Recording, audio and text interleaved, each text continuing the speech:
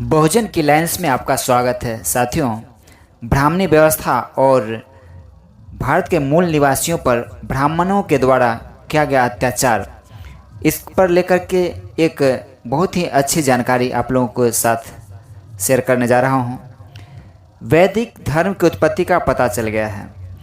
ब्राह्मण धर्म का निर्माण मुगलों के भारत में आने के बाद हुआ है। मुगलों को भारत में आमंत्रित कर बौद्ध राजाओं से गद्दारी करने वाले ब्राह्मण थे।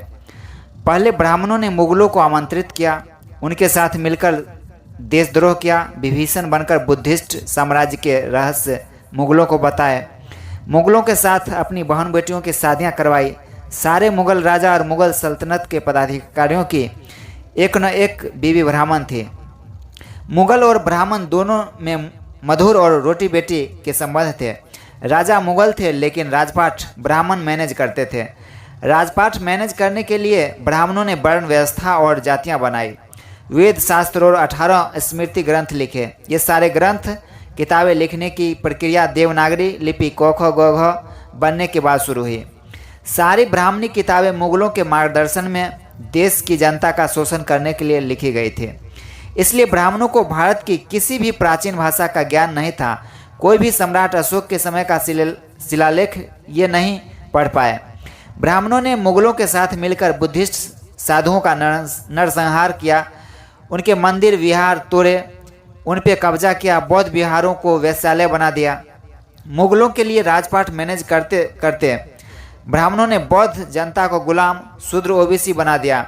जिन्होंने गुलामी के खिलाफ विद्रोह किया उसको अछूत एससी बनाया। बौद्ध योद्धाओं को जंगलों में खदे। फिर मुगलों की चापलूसी करने के लिए अल्लाह उपनिषद लिखा, अकबर को ब्राह्मण घोषित किया।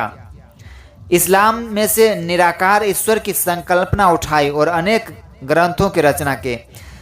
समय के साथ साथ 600 बुद्धिस्ट जातक कथाओं की कॉपी कर के देवी देवताओं की पौराणिक कथाएं लिखी।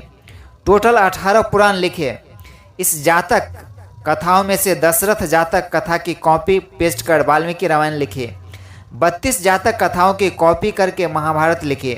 देवी देवताओं का पाखंड रच दिया।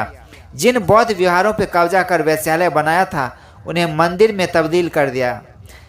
उन मंदिरों के अंदर स्थित बुद्ध मूर्ति का मेकअप कर देवी देवता बनाने की प्रक्रिया शुरू हुई। मुगलों के निर्देश पर राजपाट चलाने वाले ब्राह्मणों ने SC ST OBC NT से शिक्षा का अधिकार छीन लिया था। सिर्फ उनके काम के अनुसार शिक्षाएं देते थे, इसलिए ये सांस्कृतिक परिवर्तन करने में ब्राह्मण सफल हुए। मुगलों के समय से SC ST OBC NT and क्षत्रिय वैश्य से शिक्षा का अधिकार छीन लिया गया था। इसी अज्ञान के युग में देवनागरी लिपि बनी और सारे ग्रंथ लिखे गए। इसी समय ब्राह्मण धर्म का निर्माण हुआ। क्षत्रियों के राजघराने को सिर्फ घुड़सवारी, युद्ध कला और पौराणिक कथाएं पढ़ाई जाती थी।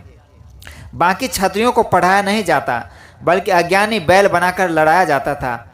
सिर्फ अमीर वैश्यों को पौराणिक देवी देवताओं की कथाएं पढ़ाई जाती थी। सबको शिक्षा का अधिकार अंग्रेजों के समय में मिला। यहीं से इनके नवनिर्मित धर्म की उल्टी गिनती शुरू हो गई। सारी पोल खुलना शुरू हो गई। फिर ये गायत्री समाज बने, ब्रह्म समाज बने, रामकृष्ण मिशन चलाया, आर्य समाज बने, लेकिन काम नहीं बना। फिर हिंदू बने और अब नव सनातन बने घूम रहे हैं। इतिहास में पूरा भारत बुद्धिस्ट था, सारी जनता बौद्ध थी। इतिहास में कहीं उल्लेख नहीं कि लाखों लोगों ने वैदिक धर्म की दीक्षा ली और धर्म का त्याग किया। इसका मतलब ये सब अभी भी बुद्धिस्ट हैं। बस ब्राह्मणों ने इनका ब्रेन वॉश कर दिया है। शूद्र ओबीसी बुद्धिस्ट हैं, अछूत SC ST NT बुद्धिस्ट हैं, क्षत्रिय वैश्य भी बुद्धिस्ट हैं। पिछले 900 सालों के अंदर देवनागरी लिपि क ख ग का निर्माण हुआ, तो लाखों साल पहले बंदर पत्थर पे हिंदी में श्री राम कैसे लिख रहे थे। अब सोचने वाली बात यह है कि जिस समय शूद्रों को जो वर्ण व्यवस्था के अंतर्गत शूद्र बनाया गया था, शूद्र में सछूत और अछूत, जिस मनुष्य को मानव को पढ़ने का अधिकार नहीं था, उस समय ये बंदर जो है वो पढ़े लिखे थे, जो पत्थर पर राम राम लिख रहे थे। साथियों, जरूरत है कि ज्ञान की दीप जलाएं और पाखंड से मुक्ति पाएं। बहुत बहुत धन्यवाद।